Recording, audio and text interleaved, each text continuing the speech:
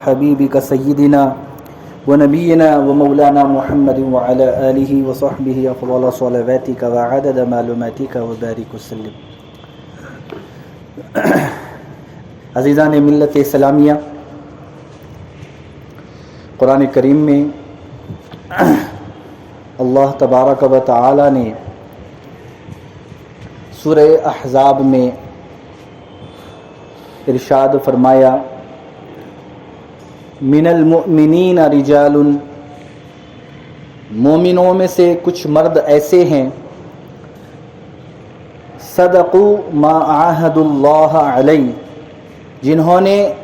اللہ سے جو وعدہ کیا، جو عہد کیا، جو کمٹمنٹ دیا،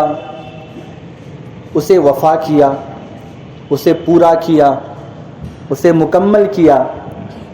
فمنہم من قضى نحبہ، اللہ فرماتا ہے ان میں سے کچھ وہ ہیں کہ جو شہادت پا کر اللہ کے لیے قربان ہو کر اپنی مراد، اپنی نظر کو پورا کر چکے. وَمِنْهُمْ مَنْ يَنْتَظِرُ، اور ان میں سے کچھ لوگ وہ ہیں کہ جو اپنے اس قربانی کے، اس جانثاری کے، اس شہادت کے انتظار میں ہیں. اخیر میں اللہ خود سند اور گواہی دیتا ہے، وَمَا بَدَّلُوا تَبْدِيلًا، اور انہوں نے اس دم سے لے کر جب انہوں نے عہد کیا، دم آخر تک اللہ سے کیے ہوئے وعدے، اللہ سے کیے ہوئے عہد اور اس کی بارگاہ میں کیے ہوئے کمٹمنٹ سے رتی برابر بھی کوئی تبدیلی نہیں کی. دم آخر تک وہ اسی پر قائم اور دائم رہے. عزیزان محترم، اپنے بندوں کے متعلق اس قدر باریکی کے ساتھ گواہی دینا کہ یہ میرے وہ بندے ہیں ایمان والوں میں سے کہ جو اپنا وعدہ جب کرتے ہیں تو وفا کرتے ہیں، اور حتیٰ کہ قربان ہو جاتے ہیں لیکن رتی برابر ان کے اس کمٹمنٹ اور عہد میں تبدیلی نہیں آتی. وما بدلوا تبدیلا، رتی برابر بھی یہ اپنے وعدے میں کبھی تبدیلیاں نہیں کیا کرتے اور کبھی اس تعلق سے غفلت کا شکار نہیں ہوتے. عزیزان ملت اسلامیہ، جب احد کے موقع پر حضرت مصعب بن عمیر رضی اللہ تعالی عنہ کی شہادت ہوئی، اور شہادت کے بعد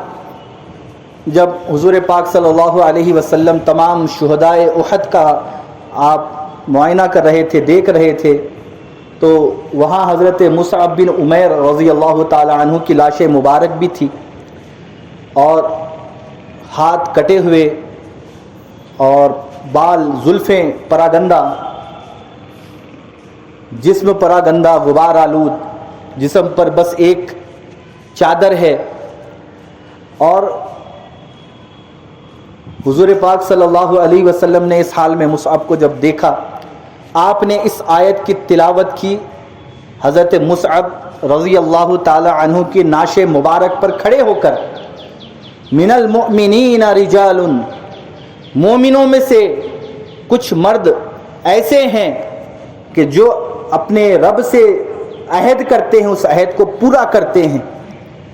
اور شہادت پا کر، قربان ہو کر اپنے اس عہد میں کامیاب ہو جاتے ہیں. اور مصعب ان میں سے ایک ہے. وما بدلوا تبدیلا، رتی برابر اس نے اپنے عہد میں کوئی کمی نہیں کی. عزیزان ملت اسلامیہ، یہ اللہ کی طرف سے گواہی اور سند ایمان والوں میں سے کچھ مخصوص بندوں کے لیے، اور حضرت مصعب بن عمیر کے لیے بزبان مصطفیٰ یہ گواہی اور یہ شہادت ملنا کہ ان وفا شعار بندوں میں سے، ان پاک باز بندوں میں سے، اس عہد کو پورا کرنے والے بندوں میں سے کہ جن کی وفاداری کی گواہی اور سند اللہ قرآن میں درج کرتا ہے، تاکہ صبح قیامت تک ان کی وفاؤں کے تذکرے کیے جائیں، ان کی محبتوں کی داستانیں سنائی جائیں، ان کے قربانیوں کو یاد کیا جائے. عزیزان ملت اسلامیہ، ذرا غور بھی تو کرنے کی بات ہے کہ یہ مصعب بن عمیر جن کے تعلق سے حضور نے اس قدر تعریف فرمائی اور قرآن کی آیتوں کا مصداق انہیں ٹھہرایا، اور یہ اس طرح ان کا جسم اطہر احد کے میدان میں ہے اور اسلام کی ہواؤں میں، فضاؤں میں ان کی شہادتوں کی خوشبوئیں بکھر رہی ہیں۔ ذرا غور تو کیا جائے کہ یہ مصعب بن عمیر ہیں کون؟ عزیزان ملت اسلامیہ، بڑی غور طلب بات ہے کہ مصعب بن عمیر نوجوان تھے۔ آپ نے نوجوانی کی حالت میں جو آپ کا مزاج اور جو آپ کا رہن سہن تھا، مورخین اور سیرت نگار خود رسول پاک اپنی زبان اطہر سے بیان کرتے ہیں کہ مصعب بن عمیر رضی اللہ تعالی عنہ یہ نوجوان تھے، یہ کوئی عمر دراز یا بڑھاپے کی عمر کو نہیں پہنچے تھے، یہ ابھی نوجوان تھے۔ اور ابتدائے اسلام میں حضور جب اسلام کی دعوت دیا کرتے تو علانیہ نہیں دے پاتے، اس لیے کہ کفار و مشرکین کا ظلم و ستم اتنا زیادہ تھا کہ جو کوئی اسلام قبول کرنے کی بات کرتا، جو کوئی اس دار ارقم میں حضور کے پاس سیکھنے کے لیے آتا، وہ اسے اپنے ظلم اور جبر کا شکار بناتے۔ لہذا مصعب بن عمیر نے جب حضور پاک صلی اللہ علیہ وآلہ وسلم کی اس دعوت کو سنا، آپ کے مزاج میں شرافت تھی۔ آپ کی والدہ ام الخناس یہ بڑے امیر گھرانے کے لوگ تھے، بنو عبد الدار کے، یہ بڑا عیش و خرم میں رہنے والے، اپنے والدین کی اکلوتی اولاد، اور والد نے بڑا پیسہ چھوڑا، ماں نے بڑے ناز و خرم سے اس بچے کو عیش و نعم میں پالا۔ اور یہ مورخین بیان کرتے ہیں کہ مصعب بن عمیر کا یہ حال تھا کہ آج ہمارا نوجوان بڑے الگ الگ قسم کے، الگ الگ مزاج اور فیشن کے کپڑے پہن کر یہ سمجھتا ہے کہ میں نے بڑے خوبصورت اور بڑے اچھے لباس پہنے ہیں اور بڑے اپنے ذام میں بڑا خوش ہوتا ہے۔ ذرا سنو، مصعب بن عمیر کا یہ حال تھا کہ مکہ میں ان جیسا خوش پوشاک اور بہترین لباس پہننے والا کوئی نہیں تھا۔ یہ لوکل کپڑے نہیں پہنتے، یہ کپڑے وہ پہنتے جو شام اور یمن سے بن کے آیا کرتے تھے۔ ان کے لباس اور جوڑے یہ یہاں مکہ میں نہیں بنتے، یہ باہر سے بن کر آیا کرتے تھے۔ آج بچے فیشن کرتے ہیں، بہترین چپلیں پہنتے ہیں، بہترین جوتے پہنتے ہیں، لیکن کہتے بھئی یہاں سے ہم نے منگایا، وہاں کا یہ برانڈ ہے۔ حضرت مصعب بن عمیر کا یہ معمول تھا، جو جوتا پہنا کرتے وہ مکہ کا نہیں، وہ یمن سے سل کر آیا کرتا، وہ یمن کا جوتا ہوتا، بہترین سے بہترین لباس۔ اور خود حضور نے یہ گواہی دی، اور مورخین لکھتے ہیں کہ خوشبو عطر ایسا لگاتے، اتنا زیادہ دلداہ تھے خوشبوؤں کے، اور مزاج میں اتنا زیادہ زیب و زینت تھا کہ آپ جس راستے سے گزرتے اور گزر جانے کے بعد لوگ وہاں سے گزرتے تو پوچھتے کیا مصعب یہاں سے گزرا ہے، کہ یہاں ہواؤں میں خوشبوئیں ہیں مصعب کی۔ تو اس قدر عطر سے معطر رہتے۔ آپ فرماتے ہیں کہ بڑا خوبصورت آپ کا چہرہ حضرت مصعب بن عمیر کا، بڑی نازک جلد تھی، عیش و خرم میں نعم میں پلے ہوئے، اور زلفیں بڑی گھنی تھی، بڑی خوبصورت تھی، اور اس قدر ناز سے نکلتے کہ جب نکلتے تو لوگ دیکھتے کہ مصعب نکل رہا ہے۔ حتیٰ کہ جب محفل میں آ کر بیٹھتے تو آپ کے دوست اور آپ کے ساتھی، آپ کے وہ اہل محفل مصعب کا انتظار کرتے۔ جب مصعب آ کے بیٹھ جاتے تو پھر کوئی کچھ نہ کہتا، اور شمع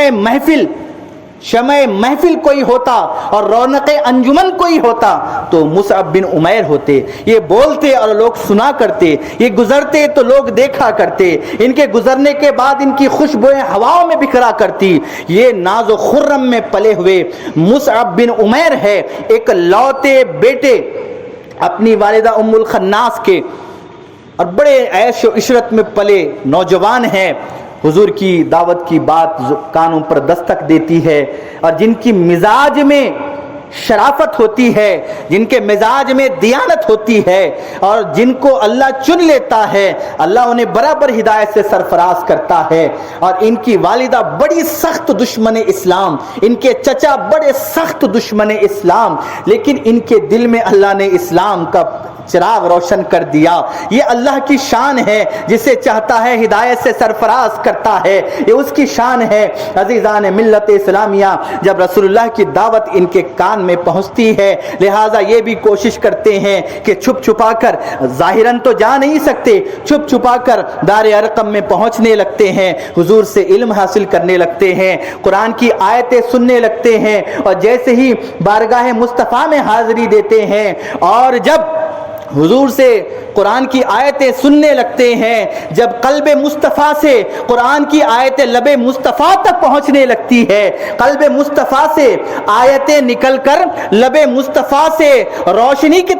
طرح بکھرنا شروع ہو جاتی ہے, اور وہ آیتیں اس طرح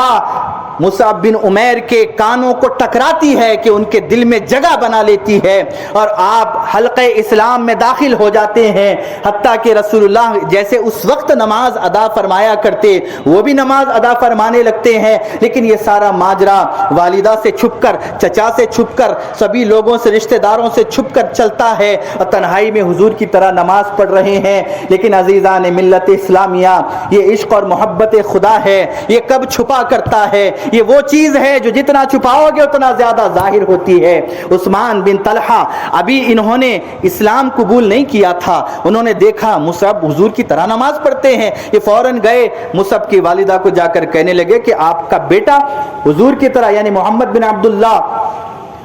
صلی اللہ علیہ وسلم کی طرح نماز ادا کر رہا ہے. جب یہ بات وہ سنتی ہیں, کہیں بات کانوں تک ٹکرا رہی ہوتی ہے, لیکن براہ راست جب سن لیتی ہیں, فوراً مصعب کو بلوایا جاتا ہے اور سب لوگ اکٹھا ہوتے ہیں, والدہ غصے میں. اور جو ہی یہ بات پتہ چلتی ہے کہ مصعب اسلام قبول کر چکے ہیں, تو عزیزان ملت اسلامیہ, وہ ساری محبتیں نفرتوں میں بدل جاتی ہیں, وہ ساری رشتہ داریاں دشمنی میں بدل جاتی ہے. آپ نے کہا محبتیں نفرتوں میں بدل جائے گوارا ہے, رشتہ داریاں دشمنی میں بدل جائے گوارا ہے, لیکن جب دامن اسلام میں داخل ہو گئے ہیں, اللہ اس کے رسول کے دعوت پر لبیک کہہ چکے ہیں, تو بس اب اس سے واپس نہیں پلٹا جا سکتا.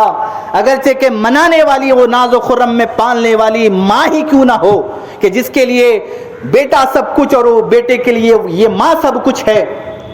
لیکن عزیزان ملت اسلامیہ, ماں بڑی کوشش کرتی ہے, لیکن آپ مصعب بن عمیر اس بات کو قبول نہیں کرتے, حتیٰ کہ آپ اپنے بیٹے کو مارنے کے لیے آگے بڑھتی ہیں. لوگ روکتے ہیں کہ نہ مارو, ہو سکتا ہے کہ اور زیادہ باغی ہو جائے. لہذا آپ کی والدہ کہتی ہیں کہ اسے رسیوں سے باندھ دو, یہ محمد عربی کے پاس نہیں جانا چاہیے. آپ جس طرح خوبصورت تھے اسی طرح دلیر اور بہادر بھی تھے. آپ نے فرمایا بخدا میری ماں کے علاوہ جس کسی نے مجھے ہاتھ لگایا میں اسے قتل کر دوں گا. خبردار, میری ماں کے علاوہ کسی نے مجھے ہاتھ بھی لگایا تو سمجھ لینا میں اسے قتل کر دوں گا. لوگ جانتے تھے مصعب جو کہتا تھا وہ کرتا تھا. لہذا جب آپ کی والدہ نے دیکھا کوئی نہیں بڑھ رہا ہے, تو آپ کی والدہ خود آگے بڑھتی ہے اور خود اپنے ہاتھوں سے رسیوں سے باندھتی ہیں. کئی دنوں تک, کئی وقت تک اسی قید و صعوبت کی تکلیفوں میں سے آپ گزرتے ہیں. اور یہ توحید کا مجرم, اب یہ اسے جو قید ملی ہے اس مجرم کو, وہ قید تنہائی کی صعوبتیں, مصائب اور آلام برداشت کر رہا ہے اللہ اس کے رسول کے لیے. لیکن جیسے ہی موقع ملتا ہے, اب سنیے گا اس نوجوان کا جو سفر ہوا ہے, یہ پھر موقع ملتا ہے کہ حبشہ کی طرف, پہلی ہجرت جو اسلام میں مسلمانوں نے کی, تو یہ حبشہ کی طرف گئے. بڑی تکلیفوں سے انہوں نے حبشہ میں وقت گزارا ہے. حبشہ میں مسلمان جو ہجرت کر کے گئے, بہت تکلیفوں کے ساتھ اپنے ایمان کو بچانے کے لیے گئے ہیں, رشتہ داروں کے ظلم اور جور سے بچنے کے لیے, کہ کہیں یہ ہم نے اسلام قبول کیا,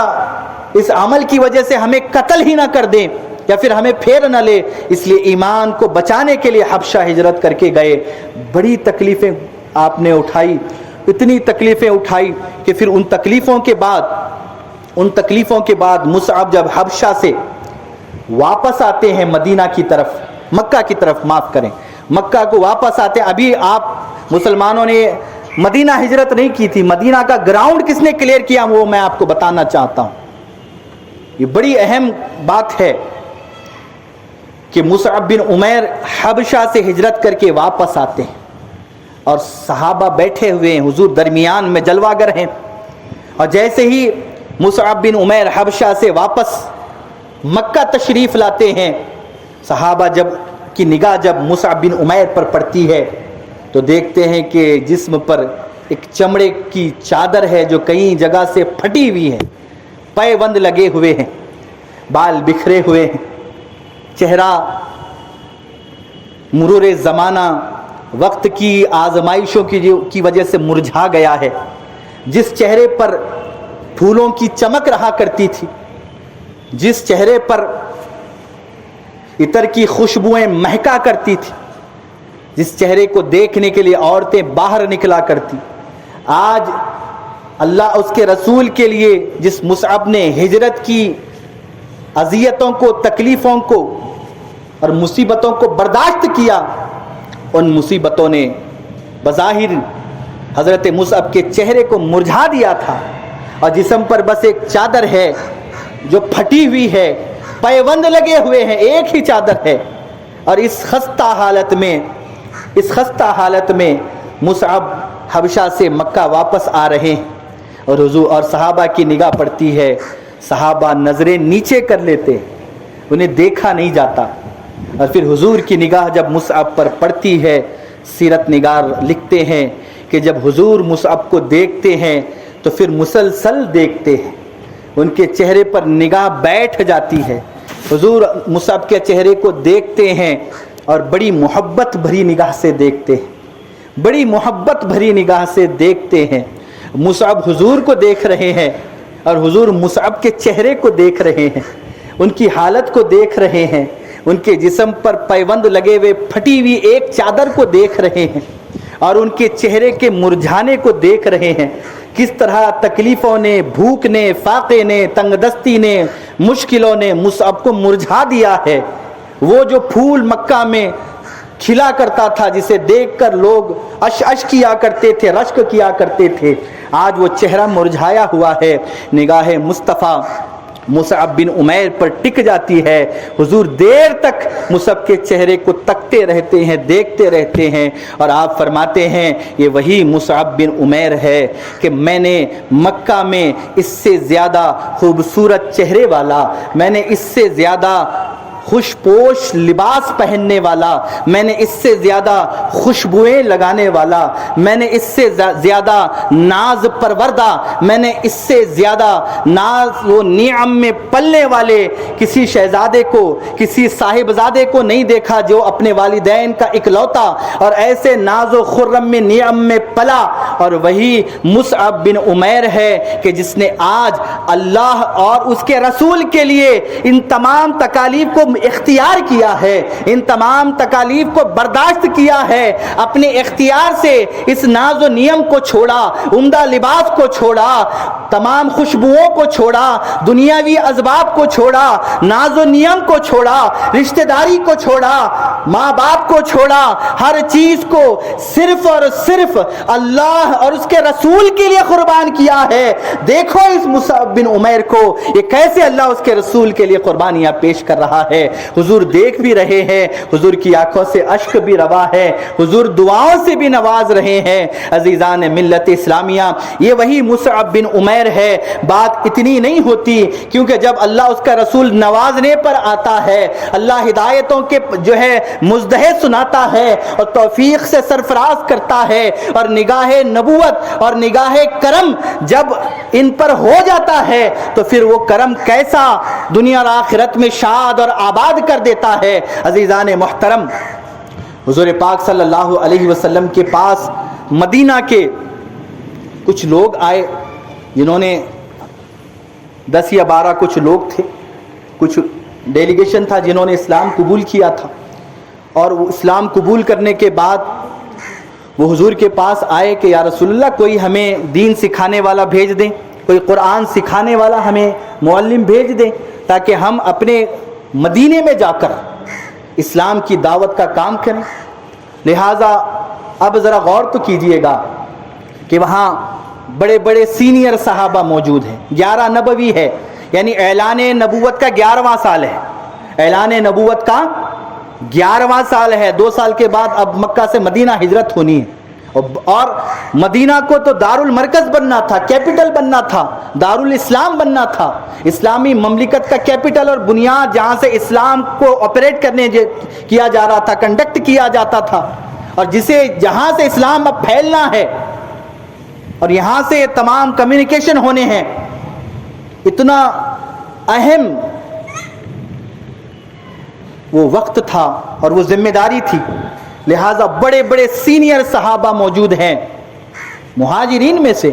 لیکن حضور نے انتخاب کیا مصعب بن عمیر کو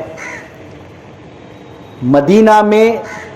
دعوت کا کام کرنے کے لیے، دین اسلام کو پھیلانے کے لیے، قرآن سکھانے کے لیے. بڑے بڑے سینئر صحابہ، لیکن حضور نے انتخاب کیا مصعب بن عمیر کو. اور آپ نے جب وہ ڈیلیگیشن 10-12 لوگوں کا واپس جا رہا تھا، حج کر کے مدینہ واپس جا رہا تھا بیت عقبہ کے موقع پر، لہٰذا حضور نے مصعب بن عمیر کو ان کے ساتھ روانہ کر دیا. لہٰذا یہ ان کے ساتھ مدینہ گئے. اب ذرا توجہ، مدینہ جانے کے بعد اب ان کا نام ہی وہاں پر المقری پڑ گیا، یعنی قرآن سکھانے والا، قرآن پڑھانے والا. یہ پہلے شخص تھے کہ جنہیں اس طرح سے بھیجا گیا مدینہ کی طرف، اور ان کا لقب پڑا مقری قرآن، یعنی قرآن کو پڑھانے والے، قرآن سکھانے والے. لہٰذا اب یہ مدینہ تشریف لے گئے، اور مدینہ تشریف لے جانے کے بعد یہ 11 نبوی ہے، اعلان نبوت کا 11واں سال ہے. اتنی بڑی ذمہ داری ہے، یہ طے شدہ معاملہ تھا کہ مدینہ دارالاسلام بننا ہے، اور اس عظیم مقصد کو حاصل کرنے کے لیے اور مملکت اسلامیہ کی بنیاد مدینے میں ڈالنے کے لیے حضور نے ان کا انتخاب کیا. کیونکہ آپ بھی جانتے تھے کہ اس نے ساری عیش و عشرت کو، ناز و نعم کو، تمام اسباب و آسائش کو اللہ اس کے رسول کے لیے چھوڑا. صرف اتنا ہی نہیں کیا بلکہ حبشہ ہجرت کی، اور تمام تکلیفوں کو جھیلنے کے بعد اور ان مصیبتوں کی آگ میں تپنے کے بعد مصعب اب کندن بن چکا تھا. مصعب اب ان تکلیفوں کی آگ میں تپنے کے بعد کندن بن چکا تھا. لہٰذا حضور نے انہیں روانہ کیا. اب ان کا انداز دیکھیں کہ جب یہ مدینہ گئے ہیں، اور مدینہ جانے کے بعد اب انہوں نے حضرت اسعد بن زرارہ، حضرت اسعد بن زرارہ یہ حضرت سعد بن معاذ کے خالہ زاد بھائی تھے، یہ بھی سردار میں سے ایک تھے مدینہ کے. ابھی کوئی اسلام، ابھی یہ بڑے بڑے جو سرداروں کا نام آتا ہے، سعد بن معاذ کا نام آتا ہے، سعد بن عبادہ کا نام آتا ہے، اسید بن حضیر کا نام آتا ہے، بڑے بڑے نام، یہ ابھی کوئی اسلام کسی نے قبول نہیں کیا ہے. وہ جو انصار صحابہ تھے جنہوں نے کہا تھا یا رسول اللہ بدر میں آپ ہم سے پوچھتے ہیں کہ ہماری رائے کیا ہے، یا رسول اللہ آپ حکم دیں، ہم آپ کے دائیں بائیں اوپر نیچے چاروں طرف سے آپ پر قربان ہو جائیں گے. آپ کہیں گھوڑے سمندروں میں اتارو، ہم اپنے گھوڑوں کو سمندروں میں اتاریں گے یا رسول اللہ، آپ فکر نہ کریں. وہ صحابہ بھی ابھی ایمان انہوں نے بھی ابھی قبول نہیں کیا ہے. ایسے وقت میں مصعب بن عمیر مدینہ جاتے ہیں، اور مدینہ 11 نبوی میں جب جاتے ہیں تو قبیلے میں جا کر دعوت دیتے ہیں. قبیلے بنو عبد الاشہل، یہ قبیلہ تھا سعد بن معاذ رضی اللہ تعالی عنہ کا، خزرج کا قبیلہ تھا، بڑا قبیلہ. اور اسعد بن زرارہ نے کہا کہ آپ اسلام کی دعوت پیش کریں. اب مصعب بن عمیر کھڑے ہوئے، اور کھڑے ہونے کے بعد جب آپ نے اسلام کی دعوت دینا شروع کیا، قرآن کی طرف بلانا شروع کیا، اسلام کی تعلیمات بتانی شروع کی، لہٰذا حضرت سعد بن معاذ ابھی انہوں نے اسلام قبول نہیں کیا، انہوں نے اسید بن حضیر ایک صحابی رسول ہے، بعد میں انہوں نے ایمان قبول کیا ہے. لیکن اس وقت کتنے سخت تھے مسلمانوں کے اور پیغمبر اسلام کے خلاف. جب سعد بن معاذ نے کہا کہ اسعد بن زرارہ جس کے پاس مصعب نے پناہ لی ہے وہ اسد میرا خالہ زاد بھائی ہے، میری رشتہ داری ہے، میں اس سے سخت و سست لہجے میں بات نہیں کر سکتا. اسید تو جا اور جا کر سخت سست میں لہجے میں بات کر اور اسے دفع کر یہاں سے، کہ یہ ہمارے قبیلے کے کم عقل لوگوں کو بیوقوف بنانا ہے اور ہمارے پرانے دین سے ان تمام قبیلے والوں کو پھیرنا چاہتا ہے تو جا سختی سے نپٹ اور مصعب بن عمیر کو یہاں سے نکال دے۔ اب اس بات کو سن کر اسید بن حضیر جو خود بھی سردار ہے، اب یہ وہاں اس محفل میں گئے ہیں، اب نوجوان توجہ دیں، اب وہ محفل میں گئے ہیں اور نیزہ گاڑا ہے زمین میں اور سخت اور سست لہجے میں کہتے ہیں ذلیل کرتے ہوئے، خبردار یہ تو کہاں کا دین لایا ہے، اور کیا ہمارے قبیلے کے بے وقوفوں کو، کم عقل لوگوں کو تو اپنے جال میں پھانسنا چاہتا ہے، کم علم لوگوں کو بے وقوف بنانا چاہتا ہے، خبردار یہاں دعوت کے لیے تجھے کس نے بلایا، چلے جا یہاں سے، کوئی اجازت نہیں ہے ورنہ تو پھر ہم تجھے چھوڑیں گے نہیں، کوئی لحاظ نہیں کریں گے۔ اسعد بن زرارہ بھی وہاں موجود ہیں، کہا تیری بھی میں کوئی یہاں پر لحاظ اور رعایت نہیں کروں گا۔ اب اتنے سخت لہجے میں اسید بن حضیر مصعب بن عمیر سے بات کر رہے ہیں، اب دیکھیں یہ حق بات کرنے کے لیے آئے، دین کی بات کرنے کے لیے آئے، اللہ اس کے رسول کا پیغام سنانے کے لیے آئے، لیکن اتنے تذلیل آمیز لہجے کو سننا، اسے ضبط کرنا، یہ بڑے لوگوں کی علامت ہے۔ ہم جیسے لوگ یہ چیزیں برداشت نہیں کر سکتے اور ہم سمجھتے ہیں کہ یہ بڑی عزت کی بات ہے، جی میں نہیں سنتا کسی کی، کوئی اگر کچھ راہ حق میں مجھے کہہ دے، حق بات پیش کرنے میں، اللہ اس کے رسول کی دعوت کو پیش کرنے میں اگر کوئی کچھ کہہ دے سخت سست، ہم اس کا جواب اینٹ کا جواب پتھر سے دے کر کہتے میں نہیں سنا کرتا۔ لیکن عزیزان ملت اسلامیہ، اللہ کی راہ میں قربانیاں پیش کرنا، تکلیفوں کو برداشت کرنا، یہ ہمت کی بات ہوا کرتی، یہ ہمت کی بات ہوتی ہے جو اپنے نفس پر قابو رکھتا ہے، صبر کرتا ہے اللہ اس کے رسول کے لیے۔ وہ سرخرو ہوتا ہے جو تکبر میں گر پڑ جاتا ہے اور جو اپنے غرور اور گھمنڈ میں خلط ملت رہتا ہے، وہ کبھی سرخروئی اور کامیابی سے ہمکنار نہیں ہو سکتا۔ اتنا سخت سست کہنے کے بعد اب مصعب بن عمیر کا جواب کیا ہونا چاہیے تھا؟ وہ کہتے جس تمیز سے بات کریں، آپ کیا بات کر رہے ہیں؟ مصعب بن عمیر نے کہا دیکھیں کچھ دیر کے لیے بیٹھ جائیں اور سنیں میں کیا کہہ رہا ہوں، توجہ کے ساتھ سنیں میں کیا کہہ رہا ہوں۔ اگرچہ کہ میری بات آپ کو نامناسب معلوم ہو، غلط معلوم ہو، تو میں اپنی بات کو سمیٹ لوں گا اور ہم آپ کے قبیلے کو چھوڑ کر، محلے کو چھوڑ کر کہیں اور چلے جائیں گے، اپنا چہرہ نہیں دکھائیں گے آپ، بس آپ سن تو لیجئے میں کیا کہنا چاہتا ہوں۔ بات سمجھ میں نہیں آئی، یہاں سے ہم رخصت۔ اب اسید بن حضیر، اللہ نے چنا ہی ایسے لوگوں کو تھا، سخت مزاج تھے لیکن سمجھداری بھی تھی، انہوں نے کہا بات تو تو نے انصاف کی تھی۔ اسید بن حضیر نے کیا کہا؟ بات تو نے انصاف کی ہے، چل سنا میں سن لیتا ہوں تیری بات، یوں سامنے نیزہ گاڑا ہے۔ یہ انداز دیکھیں بات سننے کا، یہ کوئی انداز ہوتا ہے سننے کا؟ یعنی ایک اپنی باڈی لینگویج سے دھمکا رہے ہیں، تو نے کچھ غلط کہا، یہ نیزہ سامنے، نیزہ زمین میں گاڑا اور کہا بتا اب میں سنتا ہوں۔ اب حضور کا تربیت یافتہ یہ طالب علم، یہ دین اسلام کا شیدائی، یہ اللہ اس کا رسول کا دائی، یہ قرآن کا دائی کہ جس نے سینہ مصطفیٰ سے براہ راست فیض حاصل کیا، جس نے تربیت حاصل کی، جس نے توحید کا جام لب مصطفیٰ سے پیا، جس نے صبر و تحمل، قرآن کی لطافت، قرآن کی حقانیت کو سینہ مصطفیٰ سے حاصل کیا۔ اب یہ تربیت یافتہ جب قرآن کی آیتیں پڑھنے لگتا ہے، اسید بن حضیر بھی عربی داں ہیں، عرب زبان کے جاننے والے ہیں، یہ قرآن کی آیتیں پڑھتے ہیں، اس کی تشریح کرتے جاتے ہیں، اور وہ جو انداز تھا کہ اسید بن حضیر کا جو لہجہ اور اس کا جو ریئیکشن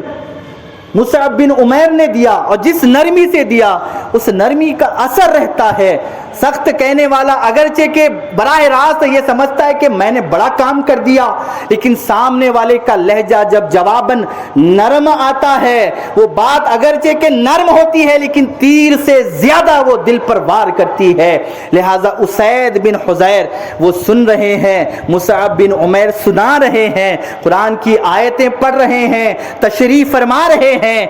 اور اسلام کی تعلیمات بتا رہے ہیں۔ اللہ اکبر، مصعب بن عمیر کی زبان سے قرآن کی آیتیں پڑھی جا رہی ہے، تفسیر بتائی جا رہی ہے، اور یہاں اسید بن حضیر بیٹھ رہے ہیں اور ان کے دل میں ایمان کی شمع روشن ہو رہی ہے، چہرہ نور ایمان سے چمکنے لگ رہا ہے۔ اسید بن حضیر فرماتے ہیں کہ اے مصعب، یہ جو باتیں تم کر رہے ہو یہ بڑی اچھی باتیں ہیں، بڑی پیاری باتیں ہیں، میرے دل پر یہ اثر کر رہی ہیں۔ اللہ اکبر، وہ لہجہ تھا دعوت کا، وہ لہجہ تھا تربیت کا، وہ لہجہ تھا صبر و تحمل کا، وہ لہجہ تھا تربیت مصطفیٰ کا، وہ لہجہ تھا قرآن اور رسول کی دعوت دینے والے کا، وہ انداز تھا جو خدا اور رسول نے سکھایا تھا۔ وہ انداز اسید بن حضیر کے دل میں ایسے گھر کر گیا۔ اسید بن حضیر نے کہا کہ مصعب بتا تو صحیح، اس دین میں آنے کے لیے کیا کرنا پڑے گا، اس دین کو قبول کرنے کے لیے کیا کرنا چاہیے؟ تو مصعب نے کہا جسم کا پاک ہونا ضروری ہے، لباس کا پاک ہونا ضروری ہے۔ تو جیسے ہی یہ بات وہ سنتے ہیں وہاں سے اٹھ کر چلے جاتے ہیں۔ اہل محفل کو لگتا ہے، معلوم ہوتا ہے کہ انہوں نے بات کو پورے سے قبول نہیں کیا۔ کچھ دیر میں اسید بن حضور آتے ہیں اور جو ہی آنا تھا اسید بن حضیر کے بالوں سے پانی ٹپکنے لگتا ہے، جسم سے پانی ٹپکنے لگتا ہے۔ ابھی ابھی غسل کر کے آئے، ابھی ابھی لباس تبدیل کر کے آئے اور آ کر مصعب بن عمیر کے پاس بیٹھ جاتے ہیں۔ تو نے کہا جسم کا پاک ہونا، میں نے غسل کر لیا۔ تو نے کہا لباس کا پاک ہونا، میں نے لباس زیبتن کر لیا۔ اب بتا اس دین میں آنے کے لیے کیا کرنا چاہیے؟ کہا صرف اتنی گواہی دے دو اللہ کے سوا کوئی معبود نہیں اور جناب محمد الرسول اللہ کے بندے اور اس کے رسول ہیں۔ اسید بن حضیر نے کہا اگر بات یہی ہے تو میں علل اعلان گواہی دیتا ہوں اللہ کے سوا کوئی معبود نہیں اور محمد عربی اللہ کے بندے اور اس کے رسول ہیں، اور اسلام میں داخل ہو جاتے ہیں۔ یہی اسید بن حضیر نیزہ گاڑ کر جو کہتا ہے بتا کیا تیری دعوت ہے، اور اتنا گہرا اس دعوت کا اثر ان پر ہوا ہے اسید بن حضیر پر۔ صحیح بخاری ہے، صحیح بخاری، آپ جب قرآن کی تلاوت کرتے، اسید بن حضیر جب قرآن کی تلاوت کرتے تو آسمان سے فرشتے آپ کی تلاوت کو سننے کے لیے آیا کرتے۔ یہ صحیح بخاری ہے۔ ایک دفعہ آپ نے فرمایا کہ ایک قندیلوں کو دیکھتا ہوں میں جو چراغ کی طرح روشن ہے اور میری طرف آ رہے ہیں، میرا گھوڑا ہے کہ بدک رہا ہے۔ اگلے دن جا کر عرض کرتے ہیں یا رسول اللہ میں نے دیکھا تلاوت کر رہا تھا، آسمان میں قندیلیں چمک رہی تھی اور گھوڑا بدک رہا تھا۔ تو حضور نے فرمایا وہ کوئی اور نہیں، وہ فرشتے تھے تیری تلاوت سننے کے لیے، اور اگر تو صبح تک پڑھتا وہ صبح تک سنتے، وہ اس کی فکر نہیں کرتے کہ لوگ دیکھ لیں گے۔ تو تیرے پڑھنے میں اتنی مٹھاس تھی کہ وہ فرشتے بھی جب تک تو پڑھتا تب تک سنتے، تو نے تلاوت کو روک لیا وہ چلے گئے۔ تو یہ اسید بن حضیر ہے، اور اس اسید بن حضیر کو اسلام کی دعوت دینے والے مصعب بن عمیر ہیں۔ اب آپ اندازہ کیجئے کہ آپ اس نوجوان کی دعوت کی برکت کی گہرائی دیکھیے۔ کوئی بزرگ شیخ سفید داڑھی والے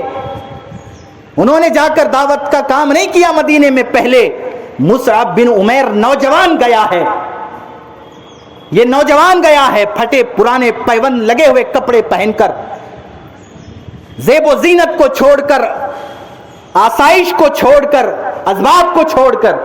سب کو چھوڑ کر اللہ اس کے رسول کے لیے قربان ہوا ہے۔ عزیزان ملت اسلامیہ، بات اتنی ختم نہیں ہوتی۔ اسید بن حضیر جب یہ بات سنتے ہیں وہ کہتے ہیں کہ سعد بن معاذ بڑا سردار ہے اور میرا دوست بھی ہے، میں جا کر اسے تمہارے پاس بھیجتا ہوں، تم اسے بھی دین کی دعوت دو۔ وہ گئے، اسید بن حضیر سعد بن معاذ کے پاس، بڑے سردار مدینہ کے، بہت بڑے سردار سعد بن معاذ اور سعد بن عبادہ، مدینہ کے بڑے، اوس اور خزرج قبیلے کے بہت بڑے سردار، لہٰذا ان کے پاس گئے۔ اسید بن حضیر نے کہا کہ جو ہے سعد بن معاذ، سعد بن زرارہ، اسعد بن زرارہ خالہ زاد بھائی ہے تمہارا، دیکھو بنو حارثہ کے لوگ، وہ تمہارا بھائی ہے، اس لیے اسعد زرارہ کو قتل کرنے کے لیے گئے ہیں۔ اب دیکھیں، اگرچہ کہ مخالفت مذہبی ہے، سعد بن معاذ کو اسعد بن زرارہ جو خالہ زاد بھائی ہے لیکن مسلمان ہے، اور بات جب ان کی جان کی آئی تو جو سعد بن معاذ دشمن تھے انہوں نے کہا دین کی مخالفت اپنی جگہ ہے لیکن میری خون کی رشتہ داری ہے، وہ دوڑے ہوئے گئے اسعد بن زرارہ کے پاس۔ اب دیکھیں، ذرا غور کریں، حالانکہ جانے کے بعد جب دیکھا دونوں سکون و اطمینان سے ہیں تو سعد بن معاذ نے کہا کہ اسید بن حضیر نے بات بنائی ہے،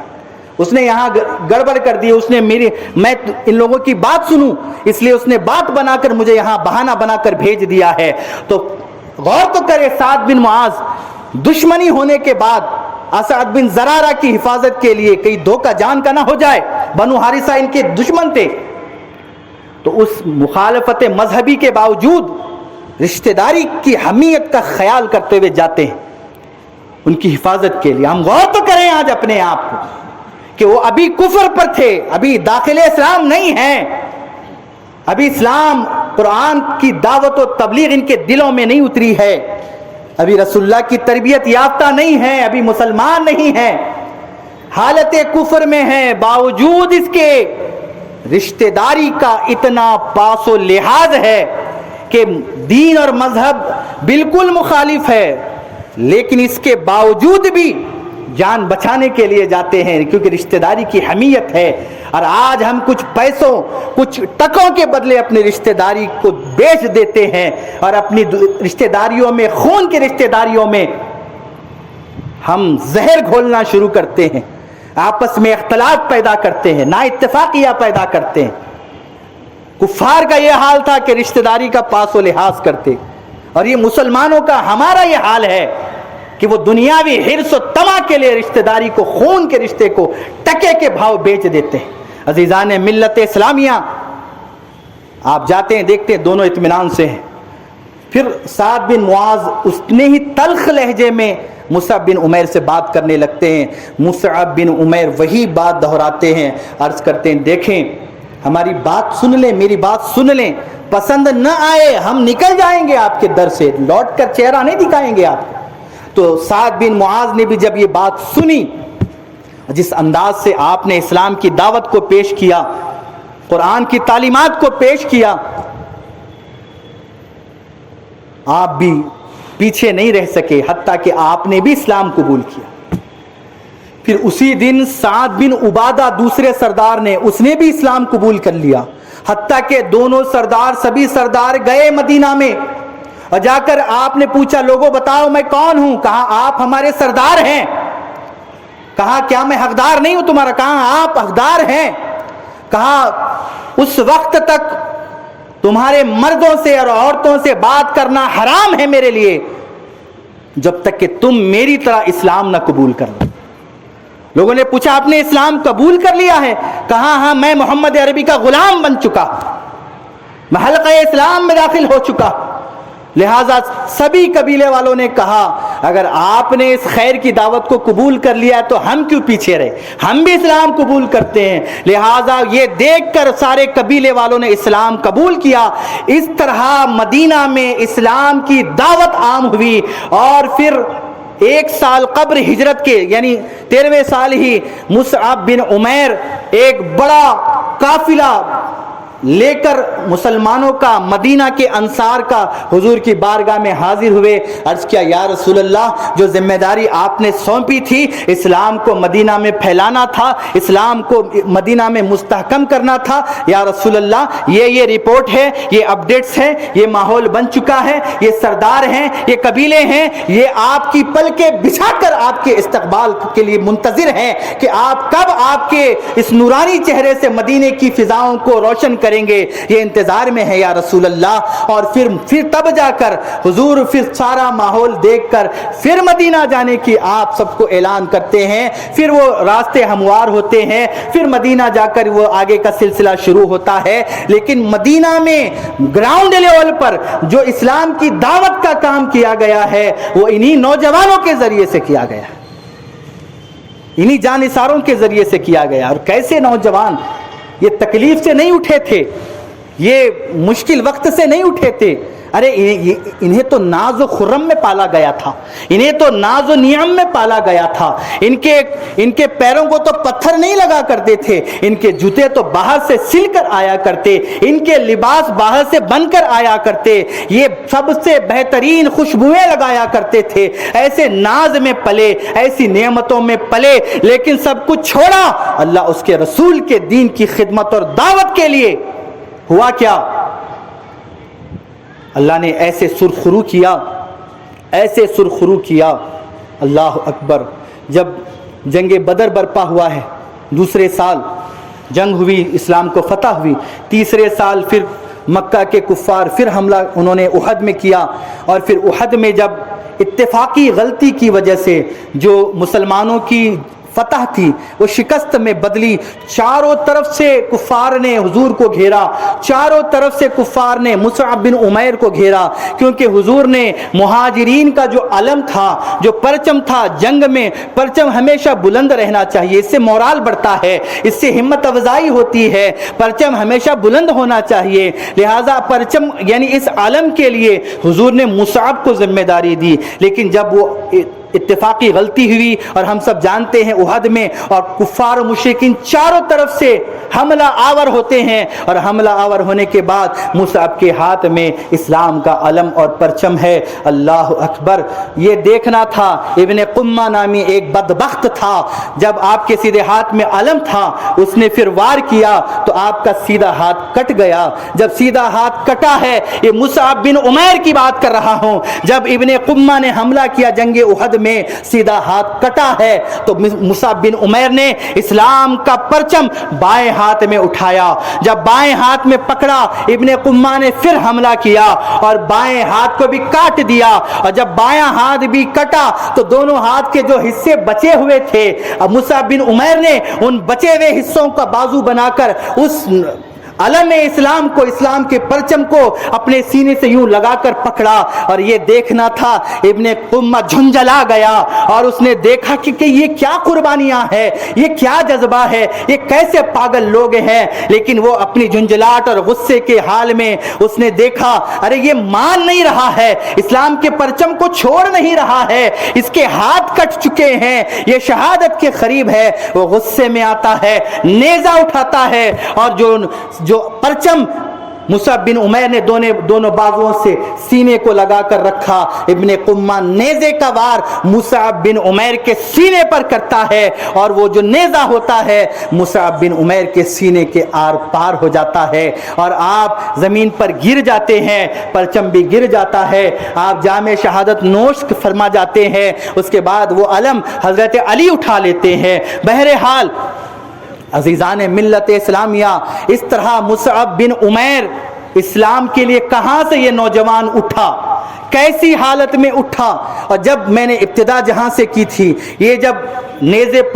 نیزہ سینے پر آر پار ہوا ہے، ہاتھ کٹے ہوئے ہیں، ناک کان کاٹے گئے ہیں، ان کے مسلح کیا گیا تھا احد میں شہداء کا کفار کی طرف سے. لہذا حضور سب کو دیکھتے دیکھتے مصعب کی لاش مبارک پر آتے ہیں. پھر وہ آپ تاریخی جملہ فرماتے ہیں من المؤمنین رجال، مومنوں میں سے کچھ مرد ایسے ہیں کہ جنہوں نے اللہ سے کیا ہوا وعدہ پورا کر دیا اور رتی برابر بھی ان کے اس وعدے اور عہد میں تبدیلی نہیں آئی. جب سے عہد اٹھایا اور جب تک جسم میں آخری سانس اور آخری خون کا قطرہ رہا میں گواہی دیتا ہوں یہ اس پر قائم رہا ہے، اور میں محمد الرسول اللہ گواہی دیتا ہوں بروز محشر اللہ کی بارگاہ میں شہداء اٹھائے جائیں گے۔ یہ پروٹوکول دیا گیا ہے مصعب بن عمیر کو۔ اب اتنے پر بات ختم نہیں ہوئی، پھر حضور نے فرمایا کہ مصعب کو اور حمزہ کو رضی اللہ تعالی عنہما کہا ایک ہی قبر میں دفن کرو، اللہ ایک ہی قبر میں دفن کرو۔ لیکن مصعب کو پہنانے کے لیے کفن کوئی نہیں تھا، کیونکہ ایک ماں تھی جس نے دھتکار دیا تھا، ایک چچا تھا جس نے دھتکار دیا تھا، اور جو حبشہ سے ہجرت کر کے آیا تھا ایک چادر پر پیوند لگی ہوئی چادر، اور لاش پڑی ہوئی ہے احد کے زمین پر، اور مصعب کے جسم پر پھٹی ہوئی چادر ہے، بال پراگندہ ہیں، جسم بکھرا ہوا ہے، غبار آلود ہے۔ حضور دیکھتے کہتے یہ وہی مصعب ہے جو مکہ سے گزرا کرتا تو خوشبوئیں مہکا کرتی، یہ گزرا کرتا تو اس کا لباس دیکھ کر لوگ رشک کیا کرتے، یہ ایسے ناز و خرم میں نے کوئی اور نوجوان کو نہیں دیکھا جیسے اس نوجوان نے عیش و عشرت میں زندگی گزاری۔ آج احد کی سرزمین پر اللہ اس کے رسول کے لیے ایسے کٹا پھٹا پڑا ہے، اس کے جسم کو ڈھانکنے کے لیے کوئی کفن دینے والا نہیں ہے۔ حمزہ کے لیے 2 چادریں لائی گئی تھی، حضور نے فرمایا اب مصعب کو کفن دینے کے لیے کوئی رشتہ دار نہیں، جس نے مدینہ میں اسلام کو پھیلایا۔ آپ تھوڑا دیکھیں تو صحیح، اللہ جب آزمائش پر آتا ہے کیسے آزماتا ہے، کیسی قربانیاں وہ طلب کرتا ہے۔ ہم سمجھتے ہیں جنت اتنا آسان سودا ہے، ہم سمجھتے ہیں ایمان اتنا آسان سودا ہے، ہم سمجھتے ہیں جنت میں ایسے ہی چلے جائیں گے۔ کیا کیسے پاگل لوگ تھے، یہ کیسا جنون تھا اللہ اس کے رسول کا ان کے دلوں میں۔ کفن کے لیے کپڑا نہیں ہے، حضور فرماتے ہیں حمزہ کی 2 چادریں، ایک حمزہ کو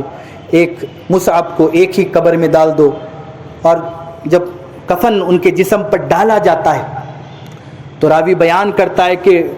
کفن جب مصعب بن عمیر کے جسم پر ڈالا جاتا ہے، سر پہ ڈالتے ہیں تو پیر دکھائی دیتے ہیں، پیر پہ ڈالا جاتا ہے تو سر دکھائی دیتا ہے، یعنی اتنا بھی کفن میسر نہیں ہے کہ اس اللہ اس کے رسول میں قربان ہونے والے کے جسم پر ڈھانکا جا سکے۔ حضور فرماتے ہیں کہ مصعب کا چہرہ ڈھانک دو اور پیر پر ازغر نامی گھاس ڈال دو۔ لہٰذا اس طرح اس نوجوان کو جس نے 40 سال کی عمر میں شہید ہو گئے، سب کچھ لٹا دیا اللہ اس کے رسول کے لیے، سب کچھ قربان کر دیا، اور ایسے حضرت حمزہ اور مصعب کو ایک قبر میں دونوں کے لیے جو لایا گیا کفن بانٹ کر انہیں پھر رخصت کیا گیا ہے۔ اور حتیٰ کہ صحابہ ان قربانیوں کو یاد کر کے تڑپ جایا کرتے، اور بعد میں عبد الرحمن بن عوف کے سامنے ایک دفعہ افطار میں بڑا اچھا کھانا لایا گیا، صحیح بخاری ہے، بڑا اچھا کھانا لایا گیا۔ عبد الرحمن بن عوف نے دیکھا، کہا ہم سے زیادہ رتبے والا وہ مصعب تھا جو اللہ کے لیے قربان ہوا، لیکن اس کے پاس پہننے کے لیے کپڑا نہیں تھا، کھانے کے لیے روٹی نہیں تھی، اور دفن اور کفن ہونے کے لیے چادر نہیں تھی۔ وہ ہم سے بہتر تھا، لیکن قربانیاں اس نے پیش کی، وہ کامیاب ہو گیا۔ ہمیں ڈر ہے کہ کہیں اللہ ہماری قربانیوں کا بدلہ دنیا میں دے کر ہمیں آخرت سے فارغ نہ کر دے، لہذا ہمیں خوف ہے اس بات کا۔ راوی بیان کرتا ہے کہ عبد الرحمن بن عوف عشر مبشرہ میں سے ایک، یہ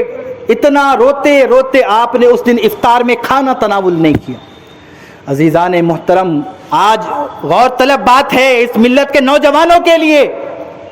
کہ جنہوں نے اللہ اس کے رسول کو دیے گئے وعدے کو وفا کرنے کے لیے اپنا سب کچھ قربان و نچھاور کر دیا، اور آج کا ملت کا نوجوان ہے کہ وہ اپنے لباس میں پریشان ہیں، اپنے کپڑوں میں پریشان ہیں، اپنے پہنائے میں پریشان ہیں، اپنی ہیئر سٹائل میں پریشان ہیں، اپنی دنیاوی مصروفیتوں میں پریشان ہیں۔ عزیزان ملت اسلامیہ مدینہ میں دین اسلام کو مستحکم کرنے والا نوجوان تھا۔ جب نوجوان اس قربانی پر آیا، جب نوجوان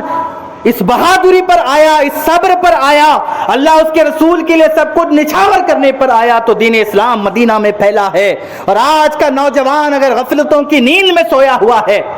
اور اپنے خواب غفلت میں پڑا ہوا ہے، اپنی دنیا بنانے میں لگا ہوا ہے، خواہشات نفس میں پڑا ہوا ہے، بتائیے اس اسلام کو آگے بڑھانے والے نوجوان تھے، لیکن آج کا اسلام انتظار میں ہے کہ کوئی مصعب بن عمیر آج بھی پیدا ہو، کوئی مصعب آج بھی اسلام کی دعوت کی ذمہ داری کو اپنے کندھے پر اٹھائے، کوئی ہے جو اپنے قیمتی عمدہ لباسوں کو چھوڑ کر پھٹی پرانی چادروں کو لباس بنائے اسلام کی دعوت کو عام کرنے کے لیے، رسول اللہ کے دین کو پھیلانے کے لیے۔ آج ہم نفرتوں کا شکار ہے، گالیوں کا شکار ہے، بغض و کینہ کپٹ کا شکار ہے، ہمارے دل میں آج گالیاں بھری گئی ہیں، ہمارے سینوں میں نفرتیں، کڑواہٹیں، کدورتیں بھری گئی ہیں، کہا گیا ہے کہ ایک دوسرے کے دشمن بن جاؤ۔ عزیزان ملت اسلامیہ، اسید بن حضیر کے لہجے کو اگر مصعب بن عمیر نے برداشت نہیں کیا ہوا ہوتا تو کیا مدینہ میں اس طرح ہو سکتا ہے؟ اللہ دوسرے طریقے سے کرتا، لیکن کیا یہ صحرا جو ہے مصعب بن عمیر کے مقدر میں آتا؟ یہ شان انہیں ملتی؟ اگر اسید بن حضیر کے کڑوے تلخ لہجے پر صبر کے ساتھ، سمجھداری کے ساتھ ان کے باطل عقائد، ان کے باطل طریقے کو، ان کے بدعقیدگی کو، ان کے بت پرستی کو اپنے حکمت و دانائی سے حل نہیں کرتے تو کیا یہ مسئلہ ہوتا؟ یہ آج یہ رونق بہار ہوتی؟ ہو سکتا ہے کسی اور طریقے سے ہوتی، لیکن آج ان کا تذکرہ، مصعب بن عمیر کا تذکرہ میں اور آپ نہیں کر رہے ہوتے۔ رسول اللہ کی وہ حدیثیں جو صبح قیامت تک سنائی جائیں گی، ان کا نام صبح قیامت تک روشن نہیں ہوتا تو یہ قربانیاں جب پیش کی جاتی ہیں تبھی سرخروئی ملتی ہے، کامیابی ملتی ہے، اس زمین میں بہار آتی ہے۔ آج اسلام انتظار میں ہے کہ کوئی آئے مصعب جیسا نوجوان، اور ہمارا نوجوان، اللہ اکبر، اللہ رحم فرمائے ہماری حالتوں پر۔ آج غور و فکر کرنے کی ضرورت ہے۔ نوجوان یہ نہ سمجھے بھئی ہم کیا کر لیں گے، ارے آپ کیا نہیں کر سکتے، اس پر غور کریں، کیا نہیں کر سکتے، اپنی ذمہ داری کو محسوس کریں۔ لہو لعب میں، کھیل کود میں، یعنی گراؤنڈ لیول پر اتر کر سپورٹس کی بات نہیں کر رہا ہوں، اس سے تو آج نوجوان بڑے شرم کی بات ہے کہ اس کا پورا دن آج موبائل میں گزرتا ہے۔ ہم تو پہلے کہا کرتے تھے ہمارے ماں باپ کہ گراؤنڈ پر، میدان پر کم، بھائی پڑھائی میں دھیان دو، پڑھائی میں دھیان دو۔ آج یہ کہنا پڑ رہا ہے بھائی موبائل چھوڑو، گراؤنڈ پر جاؤ، گراؤنڈ پر کھیلو۔ پورے جسے کہتے ہیں ہیبرڈ نوجوان بن چکے ہیں کہ جو موبائل دیکھتے دیکھتے پروان چڑھے، پسینہ بہا کر، جسمانی مضبوطی اور ورزش کے ذریعے سے نہیں، موبائل کے ذریعے سے، جسے کہتے ہیں نا بالکل کمزور۔ تو وہ سپورٹس کی بات نہیں کر رہا ہوں، میں عرض یہ کر رہا ہوں کہ بیکار لغو باتوں میں وقت ضائع نہ کرتے ہوئے اپنی دنیاوی ذمہ داری کو بھی آپ ادا کریں۔ آپ کسی کے بیٹے ہیں، کسی کے بھائی ہیں، کسی کے شوہر ہیں، کسی کے باپ ہیں، لیکن ان تمام ذمہ داریوں سے بڑھ کر اللہ اس کے رسول کی ذمہ داری ہے۔ وہ دعوت اصل ہے جس کے لیے ہم کھڑے ہوئے ہیں، بڑا محل بنانے کے لیے نہیں آئے۔ آپ بتائیے، میں نے آپ نے اتنا پیسہ اکٹھا کر بھی لیا، ہم دنیا کما کر بھی آج نامراد ہیں، اور وہ مصعب بن عمیر سب کچھ لٹا کر کامیاب ہو گیا۔ بڑے بڑے محل بنا کر بھی ہم پس و پیش میں کیا ہوگا ہمارا، اور جس کے جسم پر پیوند اور سوراخ پڑی ہوئی چادریں تھے وہ کامیاب ہو گیا۔ تو پیسہ مالداری کامیابی نہیں ہے، آخرت کی کامیابی اللہ اس کے رسول کی رضا ہے۔ اللہ تعالی ہمیں اس پر عمل کرنے کی توفیق عطا فرمائے۔ وآخر دعوانا الحمدللہ۔